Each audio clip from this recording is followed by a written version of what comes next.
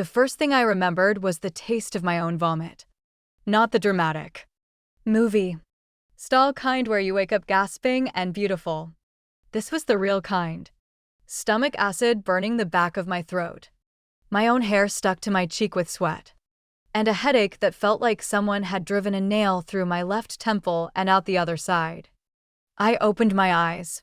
The ceiling had a water stain shaped like Texas. The fan was spinning slow, wobbling with every rotation like it might fly off and decapitate me. That would have been a mercy. Honestly, I was on a mattress. Not a bed. A mattress on the floor of a trailer that smelled like cigarette smoke. Old cat pee. And regret. My trailer. The one I'd spent 17 years trying to escape. My mother's voice cut through the fog like a rusty knife. Darla Cross had 2 volumes. Hungover whisper and apocalyptic scream. This was the latter. Get your ass out of bed. The electric bill's on the counter, and I swear to God if you don't. I sat up too fast. The room tilted. My stomach lurched. Then the memory hit me. Not a dream. Not a nightmare. A memory of dying. The gas station bathroom on Route 9. The flickering fluorescent light. The way the tile floor had looked so clean. So white. Right before I'd closed my eyes. I'd bought the pills from a guy named Finn who sold out of his mom's minivan. I'd taken them all because I'd wanted to feel nothing. And then I'd felt everything. The paramedics. The way the fluorescent light had blurred into a halo. The sound of my own heart stopping on the gurney. I died. And now I was here. I grabbed my phone off the floor. The screen was cracked. It had been cracked for 2 years. But the date was clear. April 12th. 3 weeks before the final exam. 3 weeks before the day I'd originally failed so hard I'd stopped showing up at all. 3 weeks before Cassian Sterling stood in front of the entire senior class and used my overdose as a cautionary tale. In his valedictorian speech. Some of us, he'd said, and I could still hear his voice. That perfect golden boy tenor. Choose to throw away our potential. Cross was smart. She could have been here. But she made bad choices.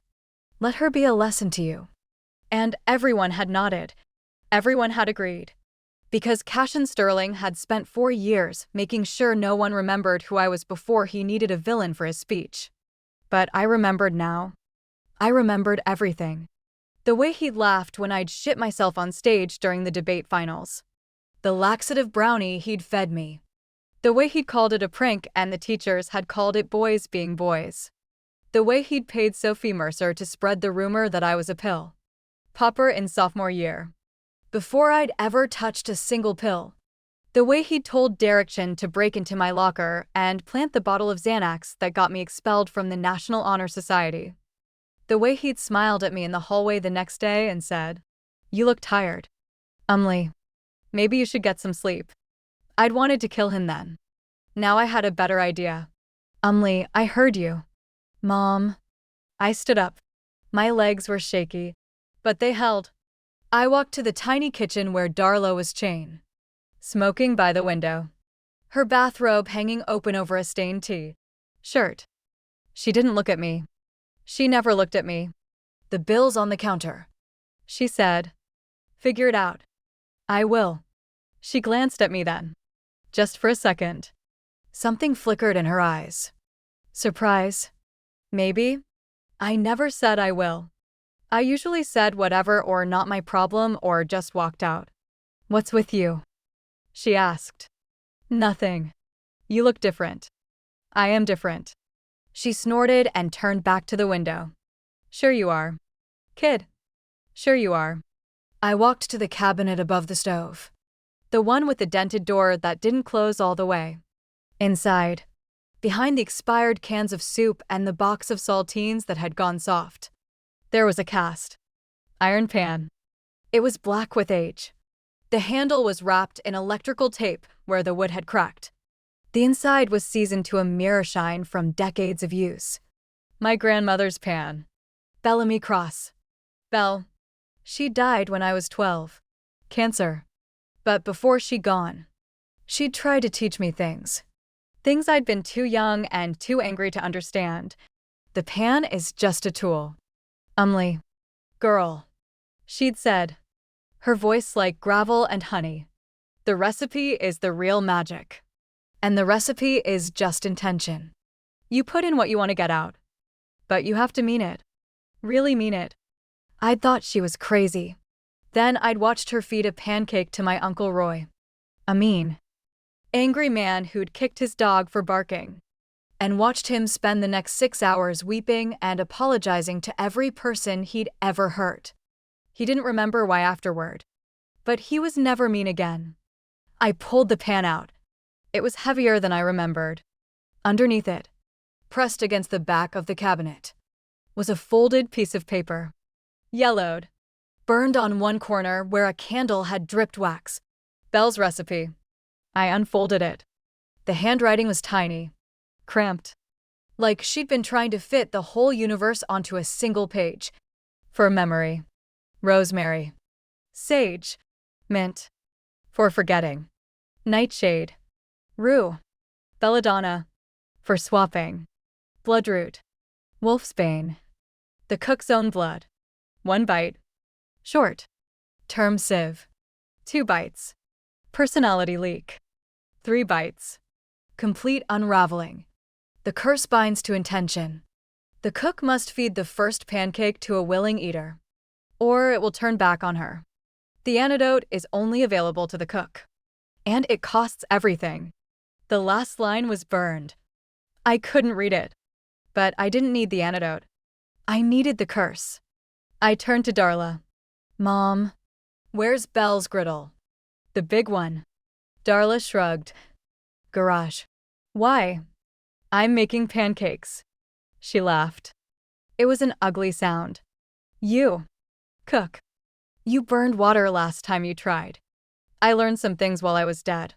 She didn't catch the past tense. She never did. I took the pan and the recipe and walked out the back door.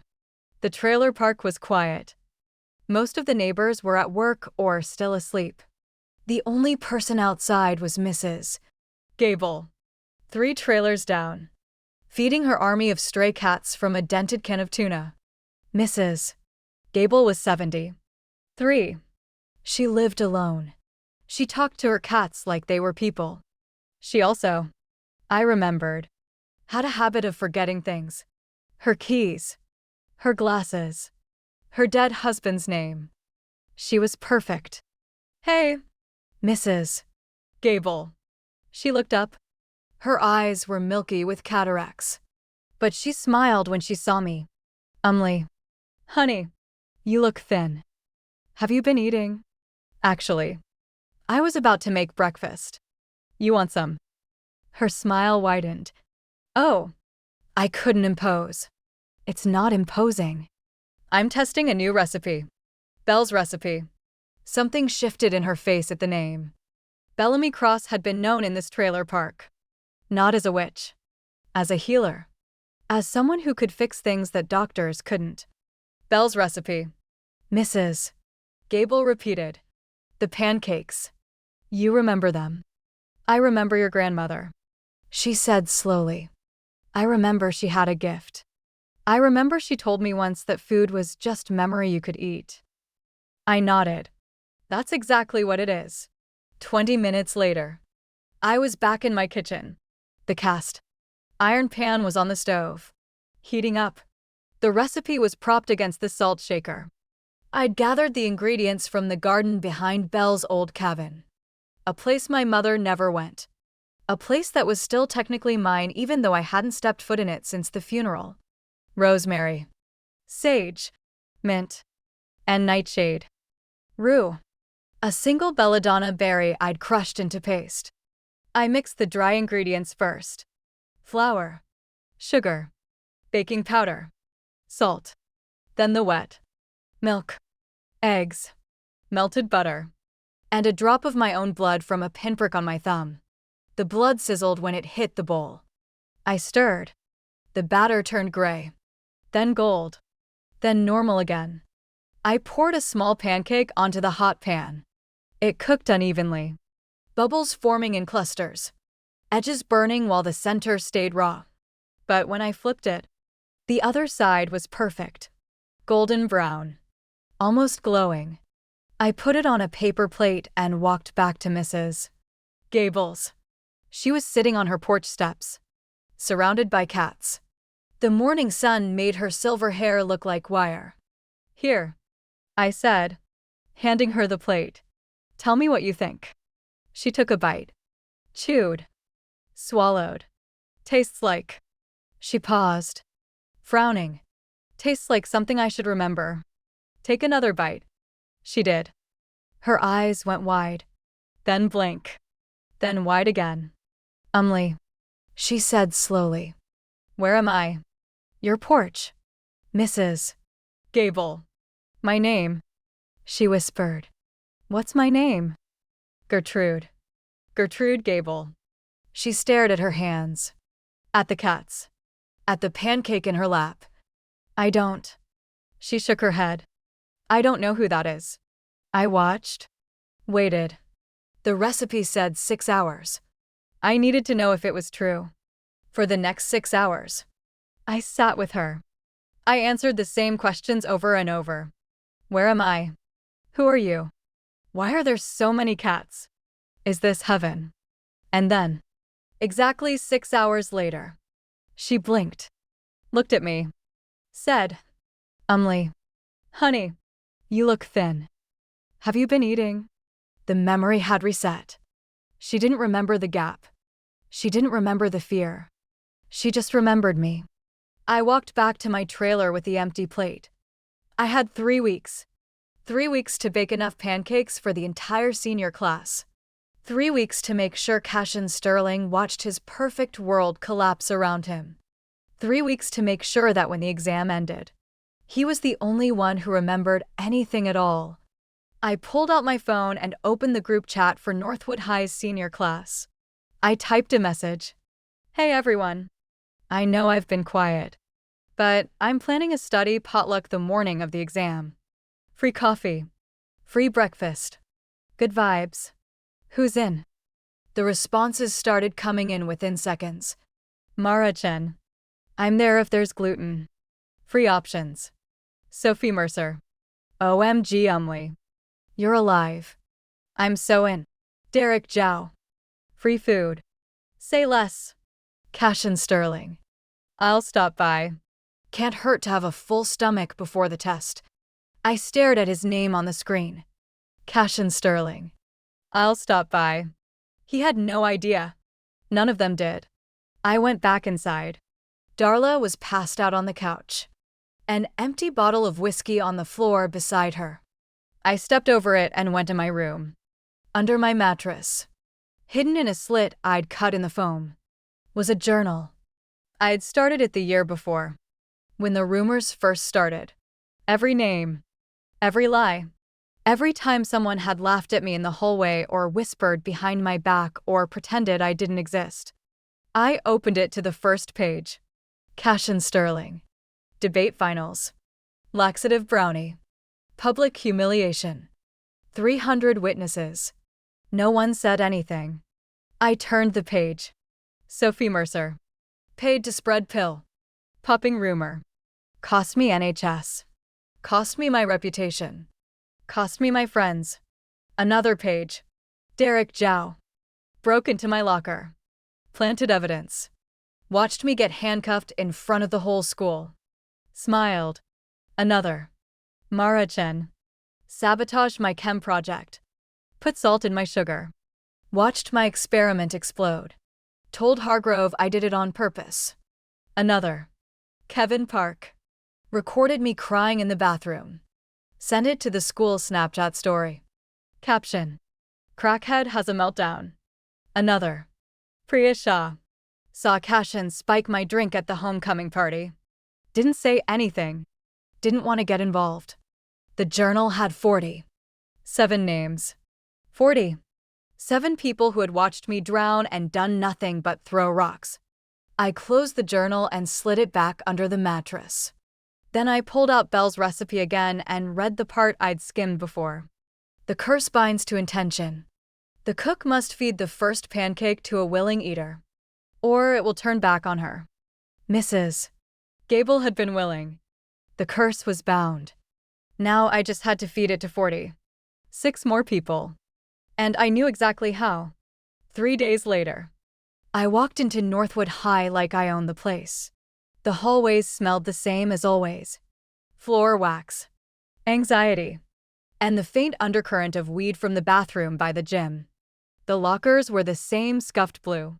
The fluorescent lights buzzed the same off. Keynote. But I was different. I wasn't Umley Cross, the girl who kept her head down and hoped not to be noticed. I was Umley Cross, the girl who had died and come back with a recipe for revenge. Umley, Sophie Mercer appeared in front of me like a bad penny. She was wearing a pink sweater that cost more than my monthly food budget and a smile that didn't reach her eyes. Hey, girl. I saw your message about the potluck. That's so sweet of you. Thanks, Sophie. I mean, we were all so worried about you. After everything that happened last year. She trailed off, waiting for me to fill the silence with tears or gratitude. I gave her neither. Everything that happened last year. I repeated. You mean the part where I was accused of having pills I never touched? Or the part where I got expelled from NHS based on evidence that was planted? Sophie's smile flickered. I don't know what you're talking about. Of course you don't. I walked past her. She stood frozen in the hallway, her perfect ponytail swaying as she turned to watch me go. That was the first time I saw her look scared. It wouldn't be the last. I found Mara Chen in the chem lab, hunched over a beaker like it held the secrets to the universe. Mara was the kind of overachiever who made other overachievers feel inadequate. She had a 4.7 GPA, a chess trophy collection that took up her entire bedroom wall, and a smile that said, I'm better than you and I know it. Mara. She looked up. Her eyes narrowed behind her glasses. Umley, I heard you're planning a potluck. I am. That's unexpected. You don't usually do things for other people. I leaned against the lab table, close enough to see the small scar on her chin from when she'd fallen off her bike in middle school. Close enough to see her pulse jump in her throat. I've changed, I said. We all have. Have you? She didn't answer. I didn't expect her to. I'm bringing pancakes, I said. Belle's family recipe. They're supposed to be good for focus. Mara's eyes lit up at the word focus. She was the kind of person who would eat live spiders if someone told her it would boost her test scores. I'll be there, she said. Good. I left her there, staring at her beaker, probably already planning how many pancakes she'd need to eat to guarantee a perfect score. The irony would have been funny if it weren't so tragic. The real work started after school. I found Derek Zhao in the parking lot, leaning against his dad's BMW, vaping. Derek was Cashin's right hand, the muscle, the guy who did the dirty work so Cashin could keep his hands clean. Derek. He looked up, blew a cloud of strawberry, scented vapor in my face. Umley, what's up? I need a favor. He laughed. You need a favor. From me. After everything. After everything. I agreed. I'm not holding a grudge. Life's too short. He tilted his head, considering. What kind of favor? I need you to help me spread a rumor. He laughed again. You want me to spread a rumor? You know I'm not exactly known for my subtlety. I know. That's why you're perfect for this. I told him the rumor. It was simple. Believable. Mr. Hargrove, the head proctor for the exam, had a severe allergy to outside food. If anyone brought their own snacks, they'd get sent home. But if everyone brought something to share, a potluck, then it was communal food. And the rule didn't apply. It's a loophole, I said. And if we all bring something, Hargrove can't single anyone out. Derek's eyes went wide. That's actually smart. Cashin will appreciate it. He's been stressing about the exam. This way. Everyone's on the same page. Derek nodded slowly. Yeah. Okay. I'll tell him. I'll tell everyone. Thanks, Derek. I started to walk away. Hey, Umley. I turned. Why are you doing this? The potluck. The pancakes. All of it. I smiled. It was a sad smile. A practice smile. The kind of smile I'd been practicing in the mirror for 3 days. Because I'm dying. Derek. His face went pale. What? Brain tumor. Terminal. The doctors gave me 6 months. I don't want to be remembered as the girl who overdosed in a gas station bathroom. I want to be remembered as someone who was nice. Just for one day. Derek stared at me. His vape hung forgotten in his hand. Umley. I didn't know. I'm sorry. I'm really sorry. It's okay. No one knew. I didn't want anyone to know. I let my voice crack on the last word. Just a little. Just enough. Derek stepped forward and hugged me. His arms were awkward. Unsure. Like he'd never hugged anyone who wasn't a family member. I'll make sure everyone comes, he said. I swear. Thank you, Derek. He let me go. His eyes were wet. I walked away. My heart as cold as the cast. Iron pan waiting for me at home. 2 days later. The potluck was official. Mr. Hargrove had approved it. Reluctantly. After Derek's rumor had somehow reached the principal's office.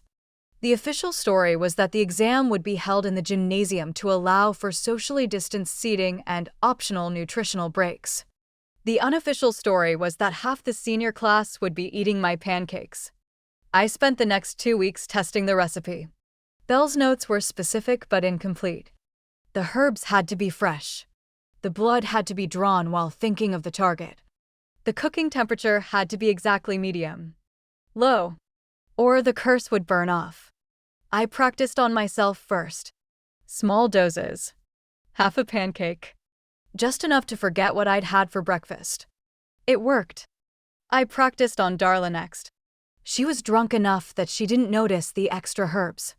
She ate 2 pancakes and forgot the entire previous week. When she woke up, she asked me why the electric bill was paid. I'd paid it. With money I'd found in Belle's old cabin. A coffee can full of 20s under the floorboards. I practiced on the recipe itself, tweaking the proportions, adding a little more mint to mask the bitterness of the roux, a little more sugar to hide the metallic taste of the blood. By the night before the potluck, I had it perfect. I was in the school kitchen at 2 a.m., mixing the batter. The kitchen was dark except for the light above the stove. The rest of the building was empty. Or should have been. The janitors finished their rounds at midnight. The security guard, old Mr. Hendricks, spent most of his shift asleep in the booth by the front gate. I was alone. Or so I thought. What are you doing here? Umley. The voice came from behind me. Low. Suspicious. I turned. Derek Jows stood in the doorway, still in his lacrosse hoodie, his phone in his hand like a flashlight. I asked you a question, he said. I could ask you the same thing. Left my chem textbook in my locker. Big test tomorrow. He stepped closer. His eyes scanned the kitchen. The bowls. The mixing spoons. The cast iron pan I'd brought from home. You never answered my question. I set down the whisk. I'm making the pancakes. For tomorrow. I wanted to get a head start. In the middle of the night. I couldn't sleep. Derek stared at me. His face was hard to read in the dim light. You know, I've been thinking about what you told me. About the tumor. Okay. And I've been thinking about you. About how you've been acting different. Nicer. More. Involved. Is that a bad thing? No. It's just. He paused. Scratched the back of his neck. You never talked to us before. Any of us. You kept to yourself. You hated everyone. And now you're throwing a potluck and making pancakes in the middle of the night and smiling at people in the hallway. I waited. Cashin thinks you're up to something. My heart skipped. But my face stayed calm. Cashin thinks everyone's up to something. It's called projection. Derek laughed. Yeah, maybe. He stepped closer. Close enough to see the batter in the bowl. Those smell weird. They're a family recipe. My grandmother's. Your grandmother. The one who lived in the cabin. You remember her. Derek nodded. Everyone remembers her. She used to bring pies to the football games. Weird pies. Like beet and goat cheese weird. He paused. My mom said she was a witch. Your mom was a gossip. Maybe? He looked at the bowl again. Can I taste the batter? No. Why not? Because it has raw eggs. You'll get salmonella. Derek snorted. Since when do you care if I get sick? Since I decided to be nice. He held my gaze for a long moment. Then he shrugged. Fine. Keep your secrets. He turned to go. Then stopped. Hey. Yeah. I'm sorry. About the locker thing. The pills. I was just doing what Cashin said. He's hard to say no to. I know. If I'd known you were sick, would it have changed anything? He didn't answer. I watched him walk out of the kitchen, his footsteps echoing down the empty hallway. Then I turned back to the batter and added a drop of my blood. Not from my thumb this time. From my palm. A deep cut that stung and bled freely. I let it drip into the bowl. 1 drop for every name in my journal. 40. 7 drops. The batter turned black. Then red. Then gold again. I stirred. And for the first time since I'd died, I smiled. Morning came too fast and not fast enough. I'd slept for 2 hours on the floor of the school kitchen, curled up against the wok, in fridge for warmth. When I woke up, my back was screaming and my palm had scabbed over and the batter was still perfect. I set up the griddle on the folding table I'd borrowed from the home EC room, plugged it in, waited for the light to turn green. The first students arrived at 7:15. Kevin Park was the earliest. He was wearing a Harvard sweatshirt and carrying a backpack so heavy it made him walk with a tilt. His eyes were bloodshot from studying. You actually did it. I actually did it. I thought you were joking about the pancakes. I never joke about breakfast. He laughed and grabbed a paper plate. I poured the first pancake onto the griddle. It sizzled. Smelled like butter and rosemary and something else. Something sharp. Something that made Kevin's nostrils flare. What's in these? Love. And also mint. Mint. In pancakes. It's good for memory. Kevin shrugged. I'll try anything at this point. He took the pancake, bit into it while it was still too hot, made a sound that was almost a moan. Holy shit. These are actually good. Have another. Don't have to tell me twice. He took 2 more. 3 bites each. I watched his eyes. The first bite. Nothing. The second bite. A flicker. The third bite. A shudder. What's wrong? I asked. Nothing. Just cold for a second. Like someone walked over my grave. Probably just the AC. Yeah. Probably. He walked toward the gymnasium. Still chewing. 3 bites. 3 pancakes. 3 times the curse. I wrote his name in my mental ledger. Kevin Park. 3 bites. Stage 2 within the hour. The next wave came at 7:30. Marachin arrived with a reusable tote bag full of gluten. Free snacks she'd brought to share. She looked at my pancakes like a hawk looking at a mouse. Are those made with regular flour? Yes. I can't eat gluten. I made a separate batch. Over there. I pointed to a smaller griddle on the far end of the table. Belle's recipe. Gluten. Free. Mara's eyes narrowed. What's in them? Same as the regular ones. Mint. Rosemary. Sage. Good for focus. She picked one up. Sniffed it. Took a small bite. Her eyes widened. That's actually good. I know. She took another bite. Then another. 3 bites. I wrote her name. Mara Chen. 3 bites. The curse will find her secrets first. Sophie Mercer arrived at 7:40, flanked by 2 of her clones. Girls whose names I'd never bothered to learn because they'd never bothered to learn mine.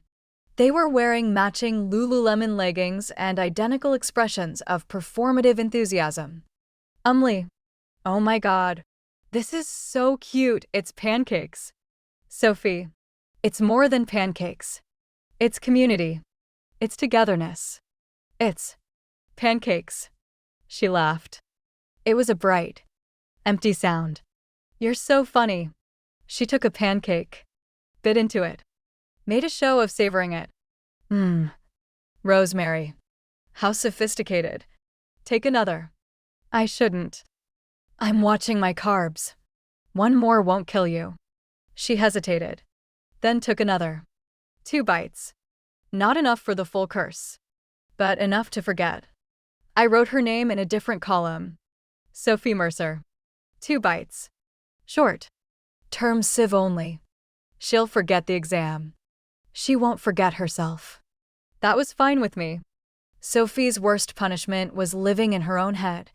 Derek arrived at 7:50. He didn't take a pancake. He just stood by the table, watching me flip. You didn't sleep, he said. No. You look like shit. Thanks, Derek. He hesitated, then reached for a pancake. Derek. He looked up. You don't have to eat these. If you don't want to. He frowned. Why wouldn't I want to? You made them. Because you were nice to me last night. In the kitchen. You said you were sorry. So I'm giving you a choice. Derek stared at the pancake in his hand. Then at me. Then at the pancake again. I don't understand. I know. He took a bite. Then another. Then a third. I closed my eyes. Derek Zhao.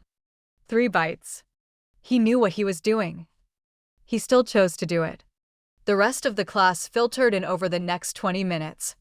Priya Shah. 2 bites. She'd only witnessed. She'd only stayed silent. She'd only watched Cashin spike my drink and said nothing. Short. Term Civ. She'll forget the exam.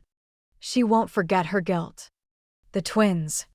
Jessica and Jennifer Moore. 3 bites each. They'd laughed at me in the locker room. Called me crackhead cross when they thought I couldn't hear. Complete unraveling. They'll forget their names before lunch. Marcus Webb. 3 bites.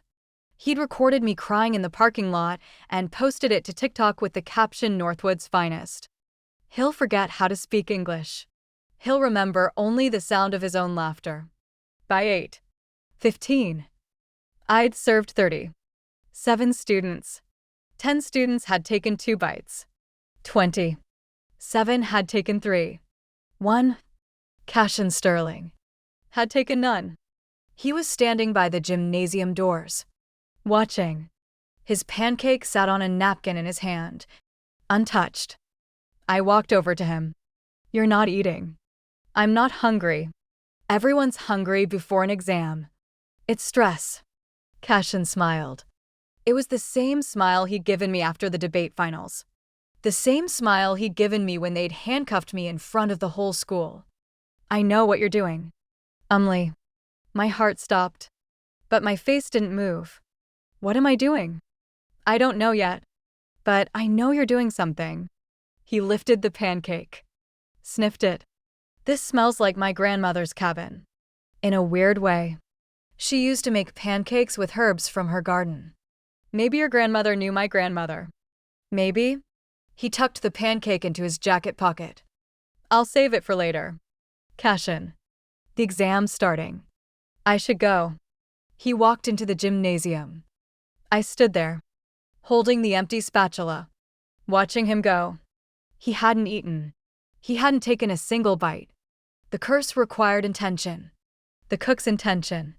Yes, but also the eater's willingness. Mrs. Gable had been willing. Everyone else had been willing. They'd chosen to eat the pancakes. Cashin had chosen not to, which meant he was immune. I thought about the recipe, about the burned line at the bottom, about the words I couldn't read. The antidote is only available to the cook. And it costs everything. What if the antidote wasn't for the eaters? What if it was for the people the curse couldn't touch? I walked into the gymnasium, took my seat in the back row, and waited for the exam to begin. Mr. Hargrove stood at the front of the room. He was holding the sealed envelope of tests. His face was stern and tired. Good morning, class. You have 3 hours. No talking. No phones. No cheating. If I catch any of you looking at someone else's paper, you'll be disqualified and reported to the Honor Council. He opened the envelope, handed out the tests. I looked at the first page. Question 1. Solve for x. 2x plus 5 is equal to 13. I knew the answer. I'd always known the answer. I just never cared enough to write it down. But this time, I picked up my pencil and waited. 45 minutes. That's how long it took for the first one to break. Kevin Park raised his hand. Mr. Hargrove walked over, leaned down, listened to Kevin whisper something. Then Hargrove's face changed. What do you mean you can't remember? Kevin's voice was shaking. I mean, I can't remember any of it. The formulas, the equations. I studied for weeks and now it's just gone. Mr. Park, if this is some kind of joke. I'm not joking. Kevin's voice cracked. Tears were streaming down his face. I was supposed to know this.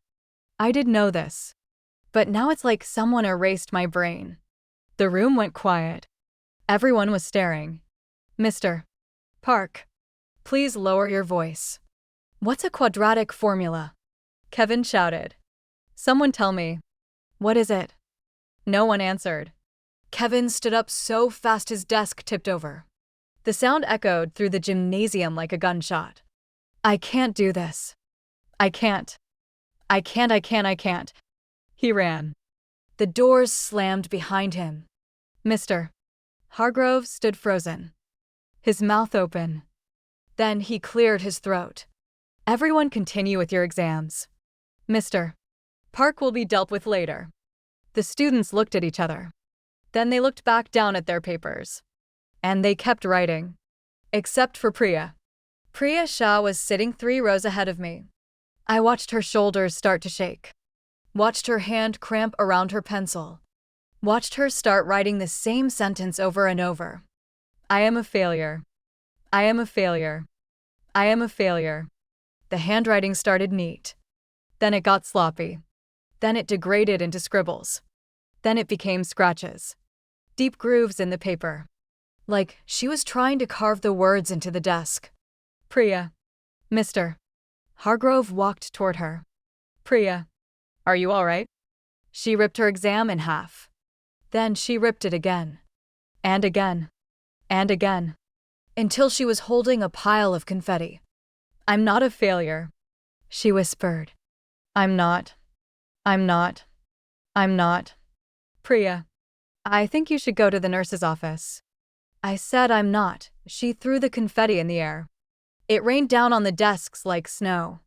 Then she sat down, put her head on her desk, and started crying. Mr. Hargrove called for a hall monitor to escort her out. The room was no longer quiet. Whispers spread like fire. What's wrong with Kevin? Is Priya okay? Did you see her face? She looked terrified. Something's wrong. Something's really wrong. I kept my eyes on my paper. Question 12. Question 13. Question 14. I didn't look up until I heard Mara's chair scrape back. She was standing. Mara Chen. The perfect student. The girl who'd never gotten an A/B in her life. The girl who'd sacrificed friendships, sleep, sanity for the sake of a 4. 7 GPA. She was standing. And she was crying. I cheated, she said. The room went silent again. I cheated on the SAT. I paid a tutor to take it for me. I paid him $500, and he sat in my seat and filled in the bubbles, and I watched from the parking lot, and I didn't feel guilty. I didn't feel anything. Mara, Mr. Hargrove said, I think you should sit down. I sabotaged Umley's chem project. Her voice was rising. I put salt in her sugar. I watched her experiment explode. I told you she did it on purpose and you believed me because I'm the good student and she's the screw up, and it was so easy. It was so easy to ruin her. The room turned to look at me. I kept my eyes on my paper. Mara, that's enough. She didn't deserve any of it. None of it. Cashin told me to do it, and I did it because I wanted him to like me, and I hated myself for it, and I still did it anyway because I'm a coward. I'm a liar. I'm a cheat.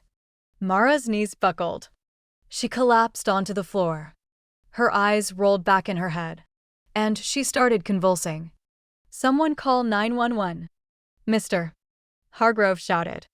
Students started screaming. Chairs scraped back. Someone knocked over a water bottle and it rolled across the floor. Leaking. Spreading. I watched it all from the back row. Calm. Still. Waiting. Sophie was the next to break. She didn't stand up. She didn't shout. She just started laughing. It was a strange laugh. Wrong. Too high. Too fast. The kind of laugh someone makes when they've forgotten how to laugh and they're just making the sounds mechanically. Sophie. One of her clones reached out to touch her arm. Sophie slapped her hand away. Don't touch me. Sophie. You're scaring me. Good. Sophie's accent changed. Mid-sentence. From California Valley girl to clipped British aristocracy. You should be scared. You should all be scared. Sophie. What's wrong with your voice? I don't know. She laughed again. The British accent held. I don't know who I am. I don't know where I am. I don't know why I'm wearing this hideous sweater. That's your favorite sweater. Then I have terrible taste. Sophie stood up, walked to the front of the room, turned to face the class. My name is not Sophie, she announced. My name is. She frowned. I don't remember. But it's not Sophie. Sophie is a liar. Sophie is a fraud.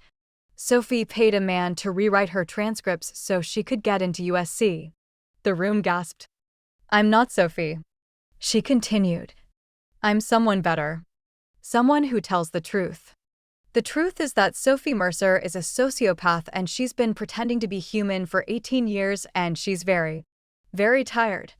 Then she sat down on the floor, cross-legged, like a child. And she started humming. The humming turned into singing. The singing turned into screaming. And then Derek stood up. Derek, who had eaten 3 pancakes after I'd given him a choice. Derek, who had said he was sorry. Derek, who had done it anyway. He stood up. He looked at his hands. He turned them over like he'd never seen them before. Mom, he whispered. Derek, sit down. Mr. Hargrove said. His voice was fraying. The control was gone. Mom, I can't remember your face. Derek, I can't remember her face. I can't remember my house. I can't remember my name. I can't remember. He started clawing at his own arm. Not scratching. Clawing. Digging his fingernails into his skin like he was trying to peel something off. Derek. Stop. Someone grabbed his arm. He shoved them away. I can't remember. He screamed. I can't remember anything except the sound of his voice. Cashin. Cashin telling me to do it. Cashin telling me to break into her locker. Cashin telling me to plant the pills. Cashin telling me to watch her cry. Cashin telling me it was funny. Cashin, Cashin, Cashin. The sound of his own voice seemed to break something inside him. He collapsed to his knees. And he started to cry. The room was chaos now. Students were screaming. Teachers were running. Someone had called 911, but no one had arrived. And through it all, Cassian Sterling sat in his seat at the front of the room, untouched, unmoved, his empty plate on the desk beside him. I stood up, walked down the aisle, sat down in the seat next to him. "You did this," he said. His voice was quiet, controlled. "Did I?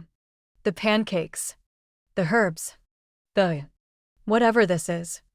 I don't know what you're talking about." He turned to look at me. His eyes were cold, calculating. "Yes, you do. Prove it." He reached into his jacket pocket, pulled out the pancake, the one he'd saved. "What if I eat this right now? Then you'll probably get a stomachache." Cassian. He held my gaze. The chaos swirled around us. Sophie was singing. Derek was crying. Mara was being loaded onto a stretcher by paramedics who looked completely out of their depth. "What did you put in those pancakes?" I smiled. "Family recipe." Cassian grabbed my arm. Not gently. Not like a friend. Like a cop arresting a suspect. His fingers dug into my bicep hard enough to leave bruises. "We need to talk. Now." He pulled me out of the gymnasium, down the hallway, past the empty classrooms and the water fountains and the bulletin boards covered in posters for clubs I'd never joined. He shoved me into a supply closet. The door slammed behind us. The only light came from a single bulb hanging from the ceiling. The shelves were lined with boxes of chalk and stacks of construction paper and a mop bucket that smelled like bleach. Cassian stood in front of the door, blocking the exit. "What did you put in those pancakes?" "I already told you. Family recipe." "I'm not joking." Neither am I." He stepped closer, close enough that I could smell his cologne. Something expensive. Something his parents probably bought him for his birthday. Kevin can't remember basic algebra. Priya thinks she's a failure. Mara confessed to cheating in front of 200 people. Sophie has a British accent. Derek is having a psychotic break. Sounds like a normal exam day to me. Cassian's hand shot out. He pinned me against the shelves. A box of chalk dug into my spine. "You're going to tell me what you did. And you're going to give me the antidote." "There is no antidote." "Bullshit." "It's not bullshit. Belle's recipe doesn't have an antidote. Not one that works the way you want it to." His eyes narrowed. "Belle, your grandmother. The witch. She wasn't a witch. She was a cook. Same thing. Not even close." Cassian released me. Stepped back. Ran his hands through his perfect hair. Okay. Let's think about this logically. You poisoned the pancakes. You poisoned everyone who ate them. But I didn't eat mine. So I'm fine. I'm immune. Are you? What's that supposed to mean? I straightened my shirt. Rubbed the spot on my arm where his fingers had dug in. The pancakes don't just erase memory. Cassian. They feed on stolen valor. Repressed guilt. Unconfessed sins. Everyone who ate 3 bites has a secret they've buried. The curse forces those secrets to become their dominant personality. Cassian's face went pale. Mara's cheating. I continued. Sophie's identity theft. Derek's abusive home life that he pretended didn't exist. Priya's silence. Kevin's cruelty. And the ones who ate too. Short. Term sieve. They'll forget the exam. They'll forget this morning. They'll wake up tomorrow with no memory of what happened here today. But they'll be fine. Define fine. Cassian stared at me. His jaw was tight. What about the ones who didn't eat any? There aren't any. I didn't eat any. You didn't eat any. But you were in the room. You breathed the air. You touched the plates. The curse spreads. Cassian. It's not just the food. It's the proximity. The intention. The silence. What does that mean? It means the curse is already inside you. You just haven't given it permission to wake up. He laughed. It was a sharp, bitter sound. You're bluffing. I'm not. Then why didn't I break like the others? Why am I still standing? I looked at him. Really looked at him. At the tension in his shoulders. At the fear behind his eyes. At the way his hand kept drifting toward the pocket where he'd put the pancake. Because you have nothing to confess. I said, you don't feel guilty. You don't feel shame. You don't feel anything at all. The curse can't feed on emptiness. Cashin's face went very still. You're a sociopath. Cashin. That's not an insult. That's a diagnosis. You've spent 18 years pretending to be human, but inside you're just hollow. The curse looks for cracks. It looks for guilt. It looks for pain. But you don't have any. You never did. He didn't deny it. He just stood there, watching me. So what happens now? The curse is going to spread. It's going to keep spreading until everyone in this building has been touched. And then it's going to spread to their families. And their neighbors. And their friends. And eventually, it's going to consume this whole town. How do you stop it? I don't. You're lying. I'm not. The recipe wasn't designed to be used on this many people. Belle only ever fed it to one person at a time. One person. One pancake. One curse. I fed it to 40. 7 people. I overloaded the system. Cashin grabbed me again. Both hands this time. Shoved me against the shelves hard enough to knock my head against the wall. Then you're going to figure out how to stop it. Or I'll make sure everyone knows what you did. Go ahead. I'm serious. So am I. Tell everyone. Tell the police. Tell the FBI. Tell the president. It won't matter. Because by the time anyone believes you, the curse will have eaten their memories too. His grip loosened. I saw the calculation behind his eyes. The realization. The fear. You're insane. I'm not insane. I'm just tired. The lights flickered. We both looked up. The bulb in the ceiling was dimming. Not burning out. Dimming. Like someone was turning a dial.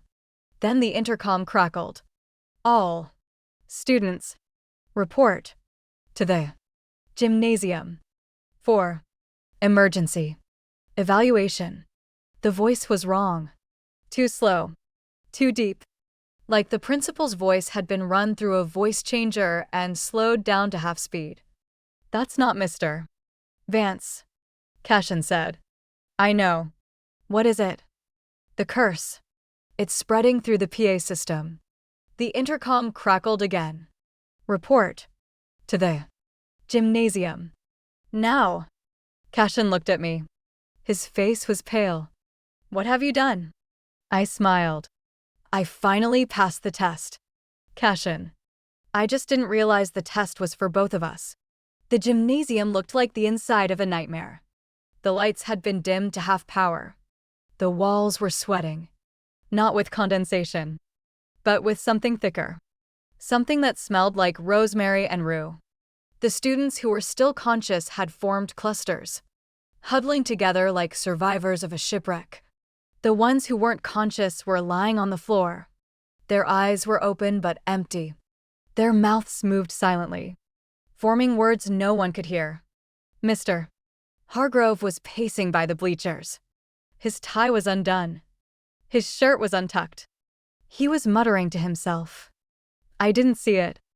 I didn't see any of it. The bullying. The cheating. The pills. I was right there and I didn't see any of it. Mr. Hargrove. I approached him carefully. He spun around. His eyes were wild.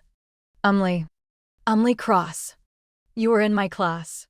You were in my homeroom. I watched them destroy you and I did nothing. That's not your fault. Yes, it is. Yes, it is. I'm the teacher. I'm supposed to protect you. I'm supposed to. He stopped. Frowned. Why can't I remember my wife's name? The curse. I said. It's getting worse. What curse? The one I brought with me. He stared at me.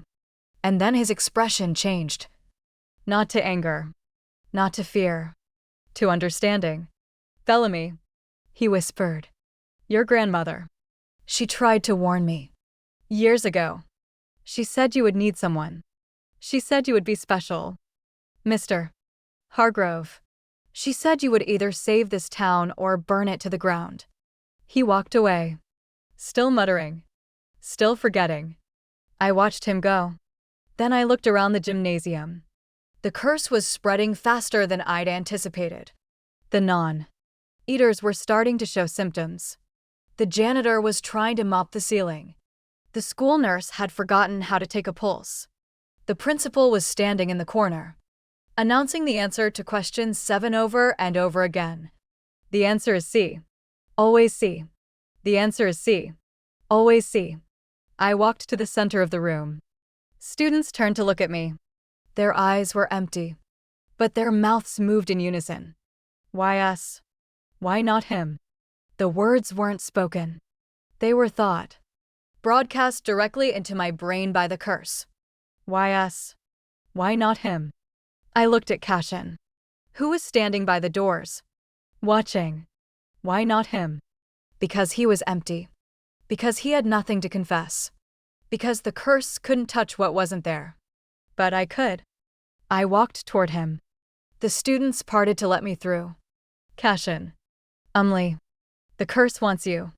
It's been wanting you since the beginning. The curse can want all it wants. I didn't eat the pancake. It's not about the pancake anymore. It was never about the pancake. The pancake was just the delivery system. The real curse is the truth. What truth? The truth that you've been hiding from everyone. The truth that you're not special. You're not talented. You're not smart. You're just a hollow shell that everyone else filled with their expectations. Cashin's face twitched. I'm the valedictorian. You're a fraud. You've always been a fraud. Your parents paid for your tutors. Your dad donated a building to get you into the honors program. Your mom bribed the committee to make you homecoming king. That's not true. It's true. And everyone knows it. They just never said anything because they were afraid of you. Cashin's hands curled into fists. You don't know anything about me. I know everything about you. I know you wet the bed until you were 12. I know you've never had a real friend. I know you cry in the shower so no one can hear you. I know you're terrified of being ordinary. Shut up. I know you hated me not because I was weak, but because I was real. Because I felt things. Because I wasn't pretending to be something I'm not. I said shut up. He lunged at me. But he didn't make it. The curse reached him first. It started as a tremor. His hands shook. Then his arms. Then his whole body. His eyes went wide. His voice was different. Younger. Smaller. What's happening to me? You're finally feeling something. Cashin. I don't like it. I know. It hurts. I know. He felt his knees. The tremor became a convulsion. His mouth opened and closed like a fish out of water. And then he spoke. But it wasn't his voice. It was everyone's voice. The voice of every person he'd ever hurt. Every person he'd ever silenced. Every person he'd ever erased. I made her cry. I broke her locker. I spread the rumor. I watched and did nothing. I laughed when she fell. I took his side. I pretended not to see. I am a coward. I am a liar. I am complicit. The voices overlapped. 100 different confessions. 100 different apologies. 100 different memories that weren't his but were about him. Cashin screamed. And then he went silent. His eyes were still open. But they weren't empty anymore. They were full.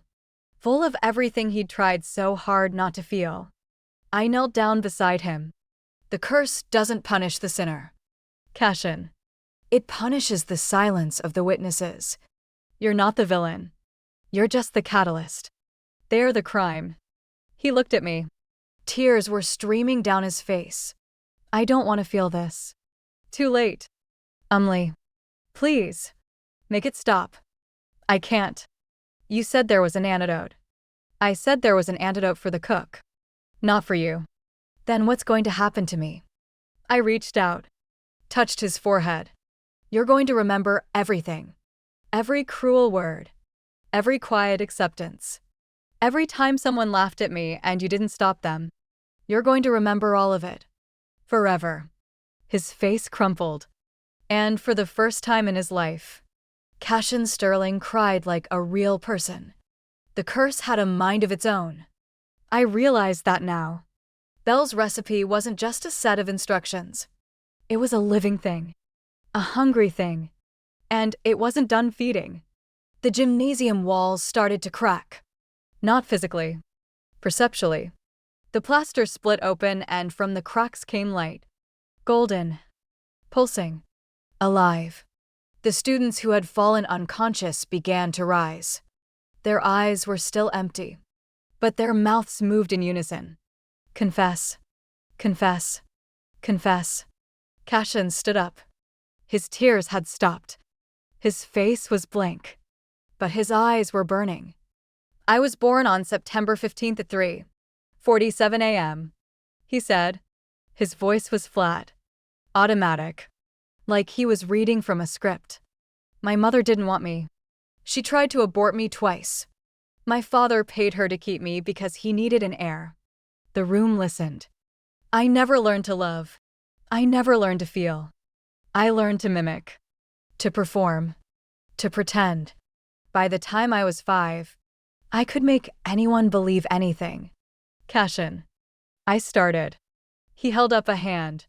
The gesture wasn't his. It was the curse's. Let me finish. He turned to face the room. I ruined Umley Cross because she was the first person who saw through me. She looked at me in 3rd grade and said, "You're sad," and I didn't know what that meant, but I knew I hated her for saying it. She was right. I was sad. I've always been sad, but I didn't want anyone to know. So I made sure no one would believe her. I made sure no one would listen to her. I made sure she was alone. His voice cracked. I didn't just hurt her. I erased her. I made everyone forget she existed before I needed her to be my villain. And when she overdosed, I used her death to make myself look better. I stood in front of the school and called her a cautionary tale. I am not a cautionary tale. That was my voice. I hadn't meant to speak. But the words came out anyway. Cassian looked at me. You're right. You're not a cautionary tale. You're a survivor. You're the strongest person I've ever met. And I'm sorry. Sorry isn't enough. I know. Sorry doesn't fix the years I spent alone. Sorry doesn't give me back my reputation. Sorry doesn't overdose me. I know. Then why are you saying it? Cassian's face softened. For the first time. He looked like a real person. Not a golden boy. Not a sociopath. Just a broken kid who had finally run out of lies. Because it's the truth. The curse pulsed. The golden light in the walls flickered. And then the confession started. Not from Cassian. From everyone. Mara, who was awake now, sitting on the floor with a blanket around her shoulders. I cheated on my SATs too. And my ACTs. And 3 of my AP exams. I've never earned a grade honestly in my life. Sophie, still speaking in her fake British accent. I'm not a sociopath. I'm just desperate. My parents told me if I didn't get into a good school, they'd cut me off. I would have done anything. Derek. Still crying. My dad hits my mom. I've known since I was 6. I've never told anyone. I've never stopped him. I just hide in my room and pretend I don't hear it. Kevin. Who had come back? Who was standing by the doors with bloodshot eyes and streaked cheeks? I recorded Umley crying because I thought it was funny. I thought she deserved it. I didn't know she was sick. I didn't know any of it. Priya. Still shaking. I saw Cassian spike Umley's drink. I saw the pill go into the cup. I didn't say anything because I was scared of him. I'm still scared of him. But I'm more scared of myself. One by one. They confessed. One by one. The curse fed. And one by one. They started to remember. Not the lies. Not the rumors. Not the versions of themselves they'd constructed to survive. But the truth. The messy, painful, beautiful truth. I stood in the center of the gymnasium and watched it happen. The curse wasn't destroying them. It was freeing them. And that was when I understood. Belle's recipe wasn't a weapon. It was a mirror. And the only way to break a mirror was to see yourself clearly for the first time. I walked to the front of the gymnasium. The students were still confessing, still crying, still breaking. But they were also healing. I could see it happening. The curse was rewriting their memories, not erasing them, editing them, taking the lies they'd told themselves and replacing them with the truth. Kevin remembered that he'd studied for weeks. He remembered the formulas. He remembered the equations. But he also remembered the video he'd posted. And he remembered feeling ashamed. Priya remembered the drink. She remembered watching Cashin drop the pill into the cup. But she also remembered the moment she decided to stay silent. And she remembered wishing she'd been braver. Mara remembered the cheating. She remembered the $500 and the tutor and the parking lot. But she also remembered the relief of finally telling the truth. And she remembered that relief was worth more than any grade. The curse wasn't a punishment. It was a gift. I opened my mouth to say something. And then the world went white. I was standing in a cabin. Not my trailer. Not the school. A cabin. Wooden walls. A wood. Burning stove. A cast iron pan on the counter. And a woman sitting at the table. Bellamy Cross. My grandmother. She looked exactly as I remembered her. Gray hair in a braid. Wrinkled hands. Eyes that had seen too much and forgiven most of it. Girl. Belle. You did it. You finally used the recipe. I didn't mean to. I did. But I didn't know it would. I didn't know it would be like this. Belle smiled. It was a sad smile. The kind of smile that knew things. The recipe is just a tool. Honey, you put in what you want to get out. You wanted revenge. But the curse doesn't do revenge. It does truth. I didn't want truth. I wanted them to suffer. And did they? I thought about it. About Mara's confession. About Sophie's accent. About Derek's tears. About Cashin's voice cracking when he said he was sorry. Yes, I admitted. They suffered. But it didn't make me feel better. Belle nodded. Revenge is like eating poison and expecting the other person to die. You wanted them to feel your pain. But pain doesn't transfer. It only multiplies. What do I do now? Now you've finished the recipe. The burned part. The part one couldn't read. Belle reached across the table. Took my hand. Her skin was warm. The antidote is not for them. It's for you. You can't feed the curse without becoming part of it. The cook must be the last to forget. If you survive, you inherit all the stolen memories. What memories? Every secret you forced to the surface. Every confession you witnessed. Every truth you exposed. They become part of you. You become the keeper of the stories. Is that a bad thing? Belle smiled. That depends on what you do with them. She squeezed my hand. You have a choice. Girl. You can let the curse run its course. Everyone will forget what happened here today. They'll wake up tomorrow with no memory of the pancakes or the confessions or the gymnasium. They'll be the same people they've always been. Or you can give them back. Not the pain. Not the shame. The truth. Edited. Softened. Made bearable. You can give them the version of themselves they're capable of becoming. And Cashin. Belle's smile faded. Cashin is different. He didn't eat the pancake. He didn't confess willingly. The curse touched him. But it didn't change him. He's still hollow. Can I fix him? No. But you can give him something he's never had. What's that? Empathy. Forced. Raw. Unending. He'll remember every person he's hurt. He'll feel their pain as if it were his own. And he'll spend the rest of his life trying to make amends. Is that mercy or punishment? Belle stood up, kissed my forehead. That's for him to decide. She disappeared. The cabin faded. And I was back in the gymnasium. The students were still crying, still confessing, still breaking. But the golden light in the walls was dimming. The curse was ending. I had a choice. I walked to Kevin first. I touched his forehead. And I gave him back his memory. Not the shame. Not the video. Just the quadratic formula. Just the confidence. Just the knowledge that he was smarter than he'd ever given himself credit for. I walked to Priya. I touched her forehead. And I gave her back her courage. The memory of the drink. The memory of her silence. But also the memory of this moment. The moment she decided to tell the truth. I walked to Mara. I touched her forehead. And I gave her back her integrity. The memory of the cheating. The memory of the confession. But also the memory of how it felt to be free. I walked to Sophie. I touched her forehead. And I gave her back her voice. Not the fake British accent. Not the performative enthusiasm. Just her voice. The real one. The one she'd buried under years of trying to be someone else. I walked to Derek. I touched his forehead. And I gave him back his mother's face. Not the bruises. Not the fear. Just her smile. The one he'd been trying so hard to remember. One by one.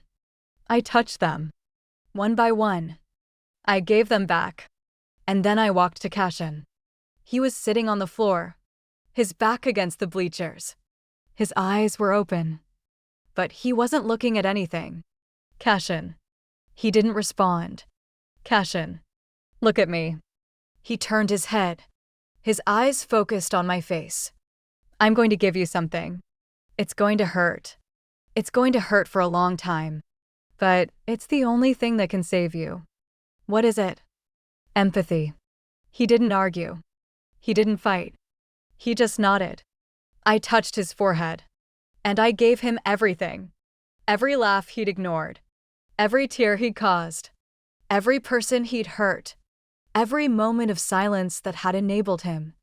I gave him the weight of 18 years of cruelty. He didn't scream. He didn't cry. He just closed his eyes. And when he opened them again, he was different. Not fixed. Not healed. But different. Umli. He whispered. Yeah. I'm sorry. I know. That's not enough. I know. Will it ever be enough? I thought about it. About Belle's words. About the curse. About the choice I'd made. No. I said. But it's a start. I walked away. The paramedics arrived. The police arrived. The news crews arrived. The official story was mass psychogenic illness caused by contaminated pancakes. The unofficial story was that 7 students had confessed their deepest secrets and woken up feeling lighter. I was questioned. Released. No evidence. No witnesses. Just a girl with a cast iron pan and a head full of secrets. I went home. Darla was on the couch. Drunk. She didn't look up when I walked in. You look different. Kid. What happened at school? I walked to the kitchen. Pulled Belle's pan out of the cabinet. Set it on the stove. I finally passed the test. Mom. What test? The one you forgot to help me study for. She didn't respond. She never did. I lit the stove. Let the pan heat up.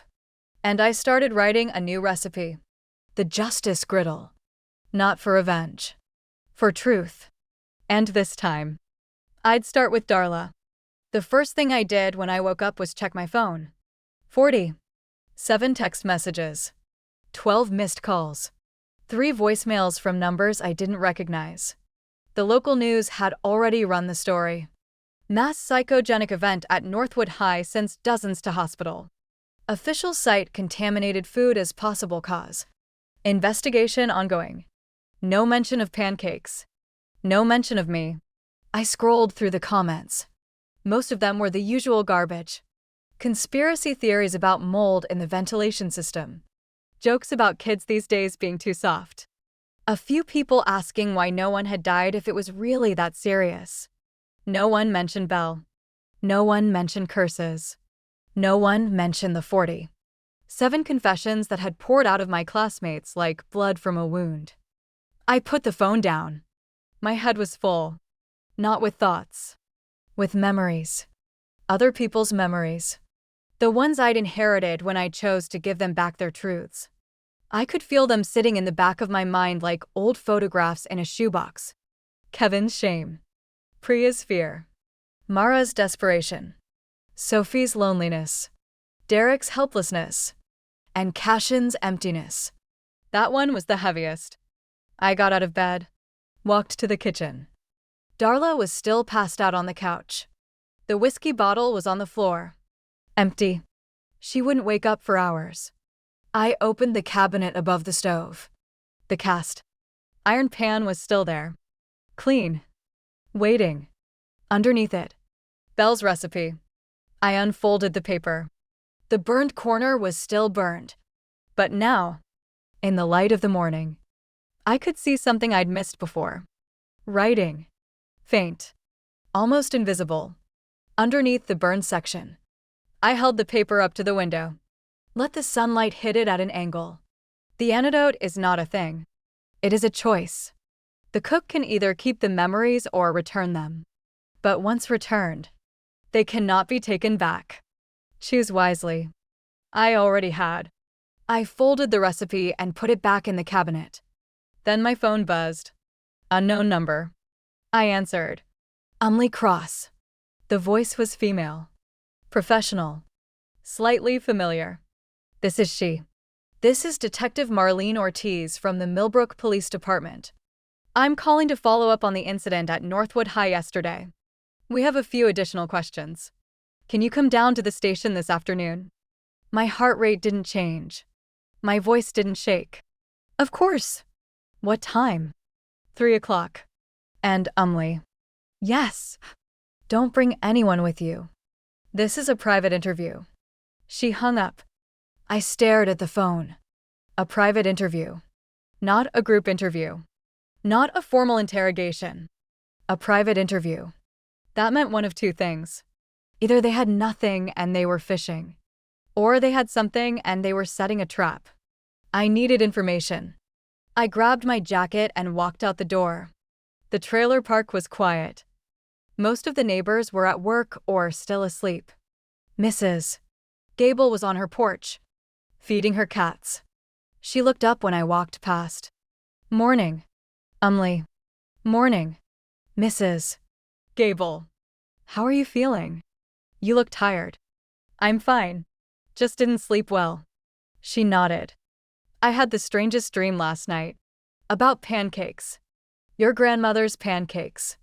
Have you been making those? Just testing a recipe. Well, be careful. Your grandmother's recipes were potent. I smiled. I know. I kept walking. The bus stop was at the end of the road. The 9:15 would take me to the Millbrook Mall. And from there I could walk to the high school. I needed to see the aftermath for myself. The bus was empty except for an old man reading a newspaper and a woman with a baby who looked like she hadn't slept in a year. I sat in the back, stared out the window. The memories in my head shifted. Derek's memory of his mother's smile. Sophie's memory of her first piano recital. Priya's memory of her grandmother's cooking. I pushed them down, focused on the present. The bus stopped at the mall. I got off. Walked. Northwood High looked normal from the outside. Same brick walls. Same flagpole. Same sign out front welcoming students to another year of excellence. But there were yellow ribbons around the trees. Crisis counselors in the parking lot. Parents picking up their kids with faces full of fear and confusion. I walked to the side entrance. The one the teachers used. The door was unlocked. The hallway was empty. I walked to the gymnasium. The doors were closed. A sign had been taped to them. Crime scene. Do not enter. I opened the door anyway. The gymnasium was dark. The lights had been turned off. The bleachers were still pulled out. Desks were still scattered across the floor. Papers were still everywhere. The golden light was gone. But the smell remained. Rosemary. Rue. And something else. Something that made my stomach turn. I walked to the center of the room. The spot where Cashin had collapsed. The spot where I'd touched his forehead and given him the weight of 18 years of cruelty. There was a mark on the floor. Not blood. Not chalk. Something else. Something that looked like ash but felt like cold. I knelt down. Touched it. The mark burned my fingertip. I pulled my hand back. And then I heard footsteps. Is someone there? The voice was male. Young. Nervous. I stood up. A boy was standing in the doorway. He was wearing a janitor's uniform. But he wasn't the janitor. He was too young. Too clean. Who are you? I asked. Who are you? I asked first. The boy stepped into the light. He had brown hair. Brown eyes. A face that was trying very hard to look older than it was. My name is Leo, he said. Leo Vance. Vance. Like the principal. Principal Vance is your father. Leo nodded. He's not doing well. He keeps saying the answer is C. Over and over. The doctors don't know what's wrong. I'm sorry. Are you? My dad was the one who called the police on you. He said you were the one who brought the pancakes. My blood went cold. Your dad told the police about me. He told everyone. He's been telling everyone. He thinks you poisoned the whole school. Mr. Vance wasn't there. He didn't eat the pancakes. He saw the security footage. The camera's in the kitchen. You were there at 2 a.m. You were making something. I'd forgotten about the cameras. Leo stepped closer. I know what you did. I don't know how you did it. But I know you did it.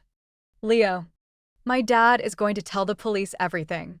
They're going to arrest you. They're going to take you to jail. Leo, listen to me. No. You listen to me. His voice cracked. I don't care what they did to you. I don't care why you did it.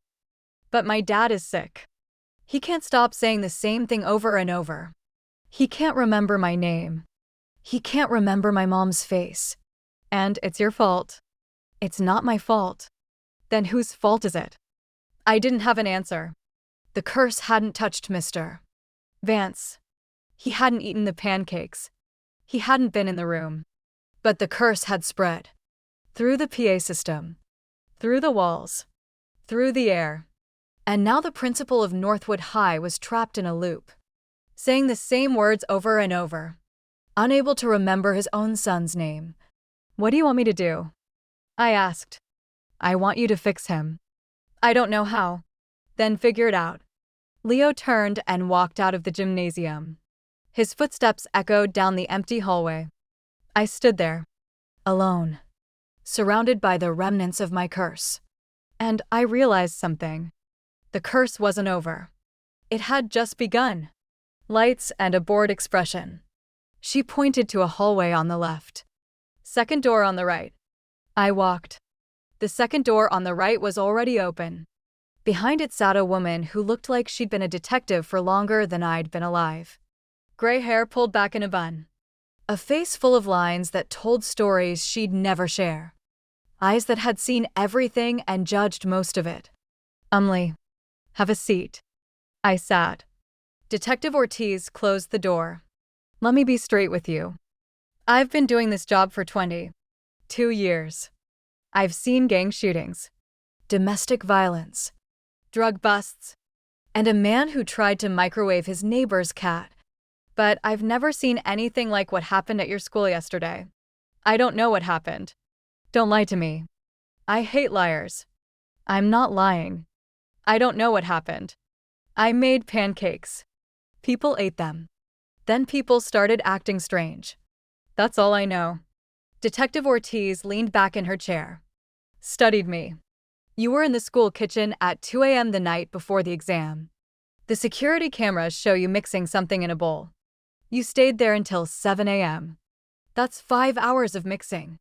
I was making a lot of pancakes. For 47 people.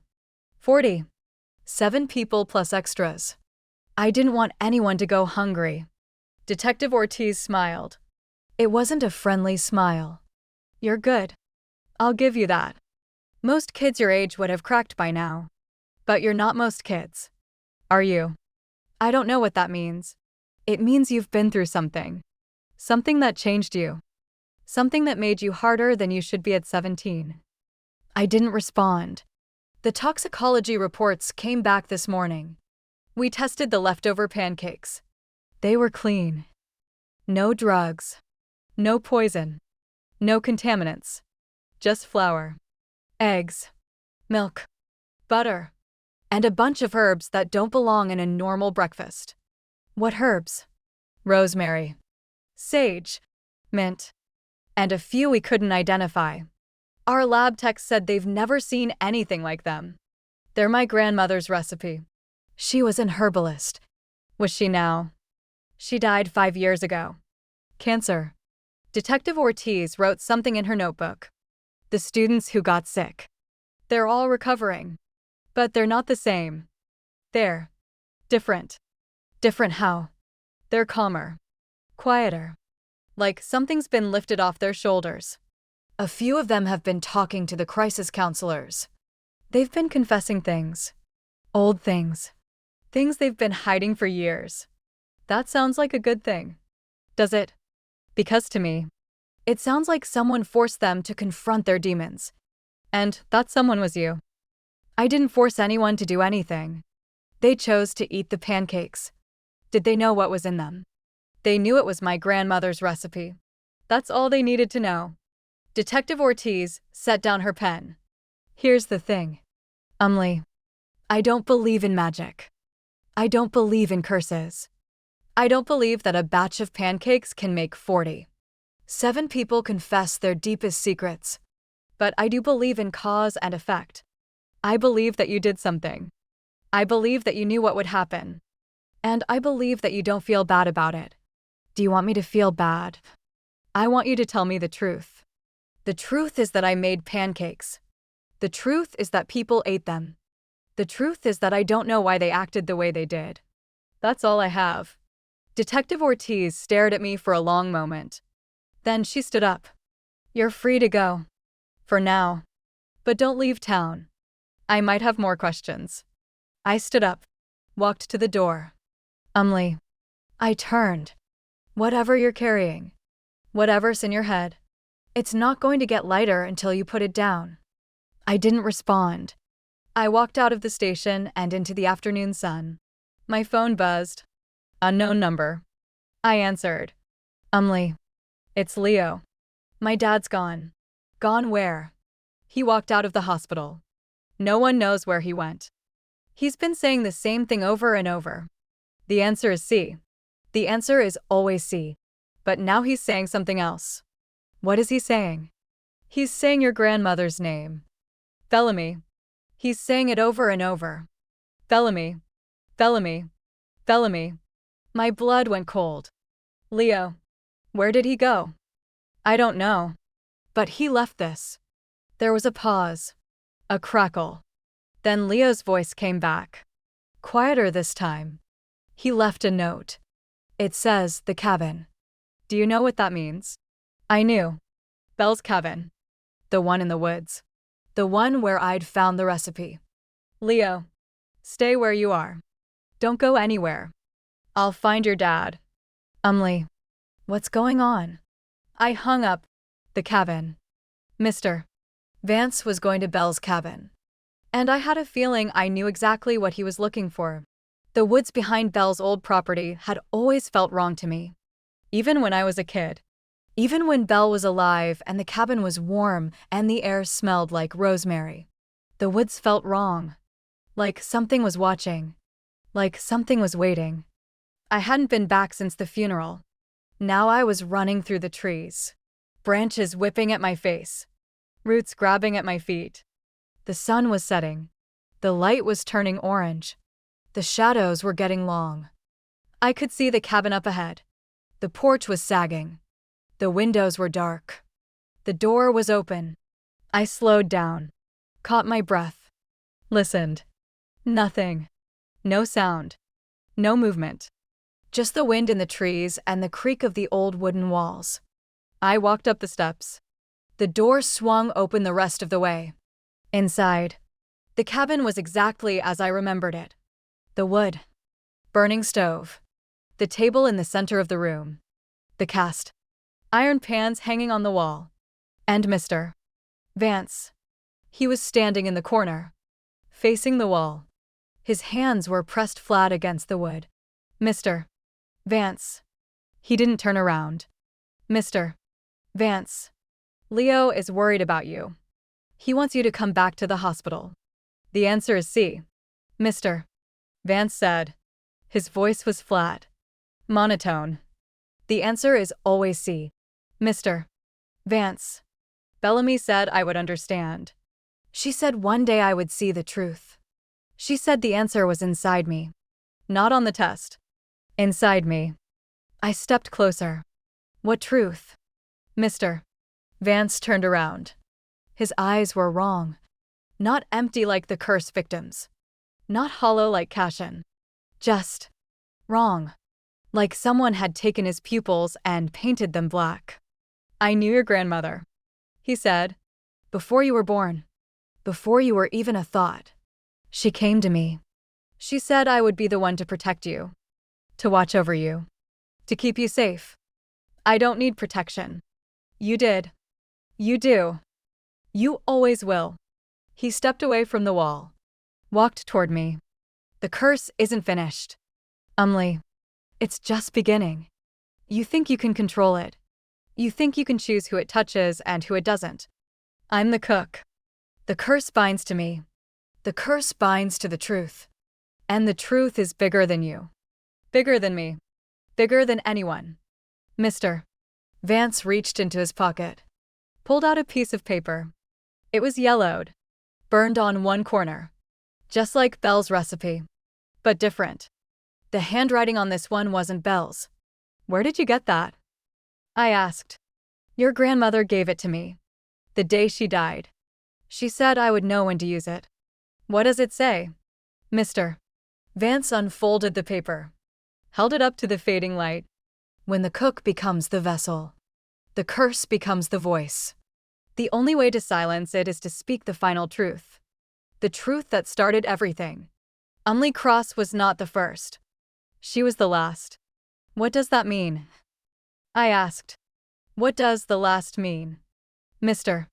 Vance's black eyes met mine. It means you're not the only one. Umlee. There were others. Before you. Other children who were hurt. Other children who were silenced. Other children who found Belle's recipe and used it to get revenge. What happened to them? They became the curse. Every time they used the recipe, the curse grew stronger.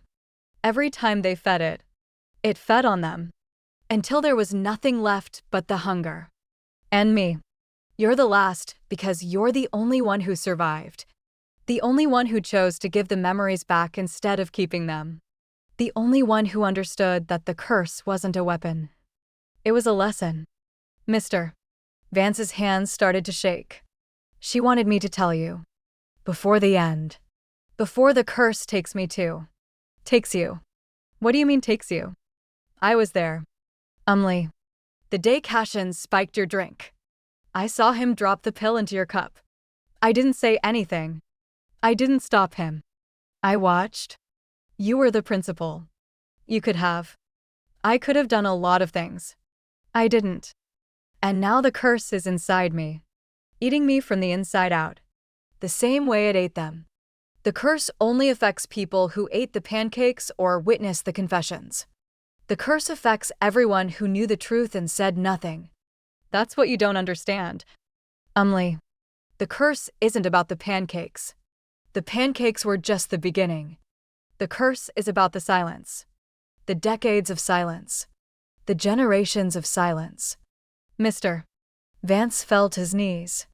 The black in his eyes was spreading. leaking out of his pupils like ink in water. Tell Leo I'm sorry. Tell him I loved his mother. Tell him. Tell him yourself. I knelt down in front of him, put my hands on his shoulders. I can't. It's too late. It's not too late. The curse can be reversed. For the witnesses. For the ones who stayed silent. If they speak the truth, the curse lets them go. I am speaking the truth. Then why is it still inside you? Mr. Vance's face crumpled. Because I'm not just a witness. I'm a participant. I didn't just stay silent. I enabled him. I protected him. I looked the other way when Cashin's parents paid me to ignore his behavior. I took their money. I took their bribes. I sold my soul for a bigger office and a better parking spot. I stared at him. The principal of Northwood High. The man who was supposed to protect us. The man who was supposed to be our advocate. He'd been in Cashin's pocket the whole time. The curse can't forgive that. He said. The curse can only expose it. What do you want me to do? I want you to remember me. Not as the principal. Not as the coward. As the man who finally told the truth. Mr. Vance closed his eyes. The black ink spread across his face. Across his neck. Across his hands. And then he was gone. Not dead. Just empty. Like Cashin. Like the others. But different. Because Mr. Vance hadn't eaten the pancakes. He'd just been complicit. I stood up. Walked to the door. The sun had set. The woods were dark. And I was alone with a truth I didn't know what to do with. Leo was waiting for me at the hospital. He was sitting in the waiting room. His hands folded in his lap. His eyes fixed on the door. When he saw me, he stood up. Where's my dad? He's at the cabin. He's not himself. What does that mean? It means he told me the truth. About Cashin. About the bribes. About everything. Leo's face went pale. My dad took bribes. From Cashin's parents. To look the other way. To protect him. Leo sat back down. Put his head in his hands. I knew he wasn't perfect. I knew he had secrets. But I didn't know. How could you? He hid it well. Why did he tell you? Because the curse forced him to. The same way it forced everyone else. Leo looked up. His eyes were red. Is there a way to help him? I don't know. The curse is different for witnesses than it is for participants. Mr. Vance wasn't just a witness. He was part of the system that protected Cashin. The curse is going to hold on to him longer. How much longer? I don't know. Leo stood up again. Walked to the window. Stared out at the parking lot. You know, I used to think you were crazy. The way you acted. The way you kept to yourself. I thought you were just another burnout who couldn't handle the pressure. And now I think you're the only sane person I've ever met. I walked over to him. Stood beside him at the window. The students are changing. Leo said. The ones who ate the pancakes. They're not like they used to be. Mara apologized to every teacher she's ever lied to. Sophie told her parents she faked her transcripts.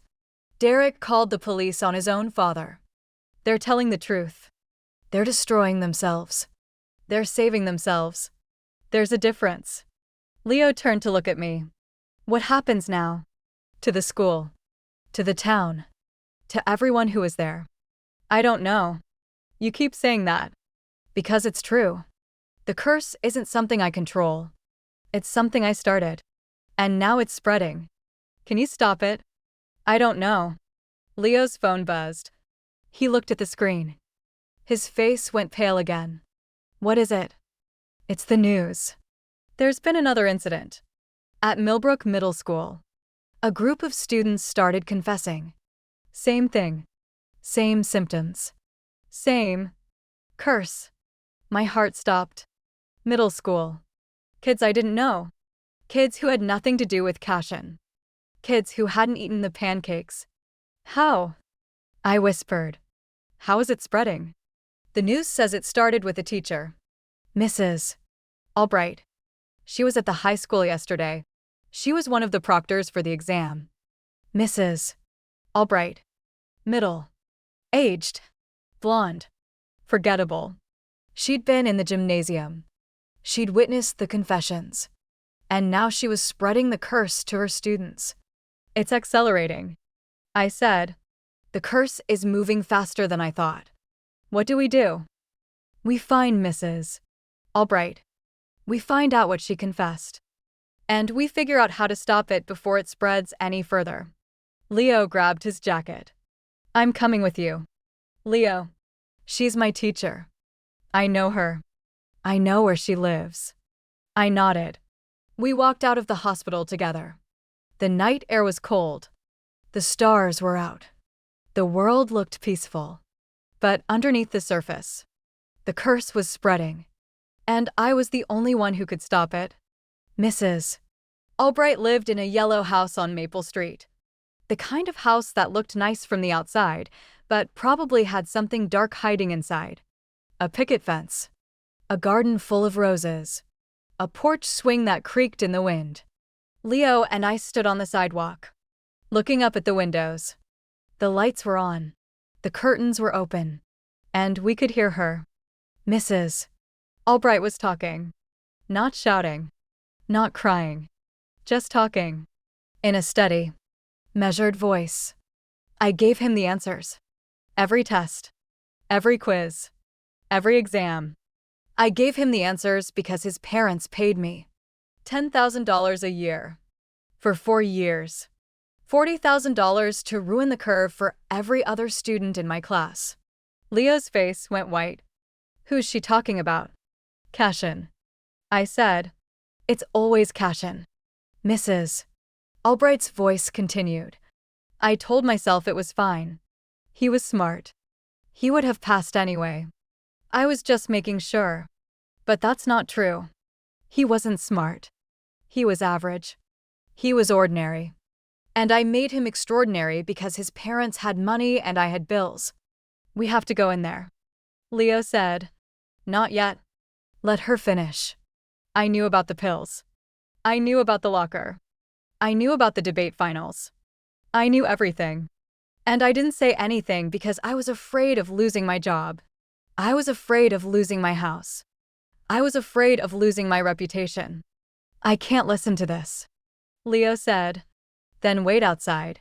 I walked up the path. The front door was unlocked. Mrs. Albright was sitting on her couch. Her hands were in her lap. Her eyes were fixed on the wall. Mrs. Albright. She didn't look at me. The curse is inside me now. I can feel it. Eating. Growing. I know. You came to stop it. I came to understand it. Mrs. Albright finally turned her head. Her eyes were normal. No black ink. No emptiness. But there was something else. Something worse. Acceptance. I've been carrying these secrets for years, she said. Every day I went to school and smiled at my students and pretended I was helping them. But I wasn't helping them. I was helping Cashin. I was helping his parents. I was helping myself. Mrs. Albright. My husband doesn't know. My children don't know. No one knows. Except you now. And the curse. The curse is going to make you tell everyone. I know. Is that why you confessed to your students? At the middle school. Mrs. Albright nodded. I couldn't help it. The words just came out. I was teaching and suddenly I was telling them about the bribes. About the money. About the lies. What happened to them? The students. They started confessing too. Little things at first. Cheating on homework. Lying to their parents. But then it got bigger. Bigger and bigger until they were telling each other things they'd never told anyone. The curse is spreading through confession. I said. Like a virus. Can you stop it? I don't know. Mrs. Albright stood up. Walked to the window. Looked out at the street. Your grandmother tried to warn me. Years ago. She came to the school. She said there was a darkness growing. She said it would consume everyone who didn't speak the truth. What did you tell her? I told her she was crazy. I told her to leave. I told her I would call the police if she didn't get off school property. I remembered that day. Belle had come home crying. She wouldn't tell me why. She just sat in her rocking chair and stared at the wall and said some people don't want to be saved. I'm sorry, Mrs. Albright said. I'm sorry for everything. Sorry doesn't stop the curse. I know, but it's a start. She turned to face me. What do I do now? You tell the truth. All of it. To everyone. The police. The school board. The parents.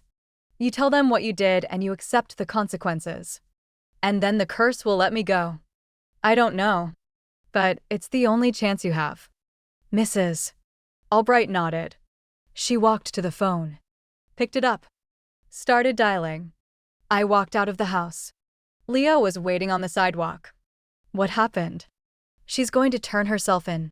Will that stop the curse? I don't know. You keep saying that. Because it's true. Leo looked at me. His eyes were tired. We're not going to stop this. Are we? The curse is just going to keep spreading. From person to person. From secret to secret. Until everyone knows everything. I don't know. Stop saying that. I don't know. I shouted. I don't know how to stop it. I don't know how to control it. I don't know if it's even possible. All I know is that I started something I can't finish. And now I have to live with it. Leo stared at me. Then he nodded. Okay. Then we figure it out together. How? You're just a kid. So are you. We stood there in the dark. Two teenagers who had somehow become the only adults in the room. And then my phone buzzed. Unknown number. I answered. It's Cashin. The voice was different. Softer. Smaller. Cashin. I need to see you. It's important. Where are you? The bridge. The one over Millbrook Creek. Where we used to go after school. Cashin. Please. I don't have much time. The line went dead. I looked at Leo. Cashin wants to meet me. Are you going? I have to. Why? Because he's the beginning. And I have a feeling he's also the end. We walked toward the bridge. The night was dark. The stars were hidden behind clouds. And somewhere in the distance, I could hear someone crying. The Millbrook Creek Bridge was a rusted iron structure that had been condemned for years. The wood planks were rotted. The railings were loose. Everyone knew not to walk on it. But Cashin was standing in the middle. He was leaning against the railing, looking down at the water. His hair was messy. His clothes were wrinkled. He looked like he hadn't slept in days. Cashin. He turned around. His eyes were different. Not black. Not empty. Just human. You came. You said it was important. It is. He walked toward me. Stopped a few feet away. I've been feeling things. Things I've never felt before. Guilt. Shame. Regret. It's like someone turned on a switch inside my head and now I can't turn it off. That's the curse. I know. But it's more than that. It's like I'm finally seeing things clearly. For the first time in my life. What do you see? I see you. Really see you. Not as a target. Not as a victim. As a person. As someone who was hurt. As someone who didn't deserve any of it. I didn't respond. I know you probably hate me. I know you have every right to hate me. But I need you to know that I'm sorry. Not because the curse is making me sorry. Because I am. Genuinely. For the first time in my life. Cashin. I'm not asking for forgiveness. I'm not asking for anything. I just needed to say it. Out loud. To you. The wind picked up. The bridge creaked. Why did you call me here? I asked. Because I'm leaving. Leaving where? I don't know. Somewhere far away. Somewhere I can't hurt anyone else. Running away won't fix anything. I know. But staying won't either. Everyone knows the truth about me now. The bribes. The cheating. The lies. There's nothing left for me here. There's redemption. Cashin laughed. It was a sad sound. Redemption. For me. After everything I did. Everyone deserves a second chance. Do you really believe that? I thought about it. About Belle. About the recipe. About the curse. I have to. I said. Because if I don't, then the curse wins. And I can't let that happen. Cashin stared at me. You're different. Umli. You've always been different. That's why I hated you. Because you were everything I wasn't. And now I'm trying to learn how to be like you. He walked toward the edge of the bridge. Cashin. What are you doing? He climbed onto the railing. Cashin. No. I'm not going to jump. Umli. I'm just looking. He looked down at the water. The creek was shallow. The rocks were visible. I used to come here after school. When I was a kid. Before I became this. I would sit on this bridge and watch the water and pretend I was someone else. Who did you pretend to be? Someone who was loved. Someone who was wanted. Someone who didn't have to pretend. My heart ached. Cashin. Come down from there. He looked at me. His eyes were wet. Do you think I can change? I think anyone can change. Even me. Even you. He climbed down from the railing. Walked back toward me. Stopped a few feet away. I'm going to go to the police tomorrow. I'm going to tell them everything. About the bribes. About the cheating. About the pills. About all of it. That's brave. It's not brave. It's necessary. He looked at me one more time. Thank you, Umli, for not giving up on me. I haven't given up on anyone. He nodded. Turned. Walked away. I stood on the bridge, watching him go. The wind picked up again. And somewhere in the distance, I heard Belle's voice. You're doing good, Umli. Girl, you're doing real good. I smiled. Then I walked back to Leo, who was waiting on the other side of the bridge. What did he want? To say goodbye. Will he be back? I don't know. Leo looked at me. What happens now? Now we go home. We sleep. And tomorrow, we figure out how to stop the curse before it spreads any further. And if we can't stop it, I thought about it. Then we learn to live with it. We walked back toward town. The stars were coming out again. And for the first time in a long time, I felt something I hadn't felt in years. Hope.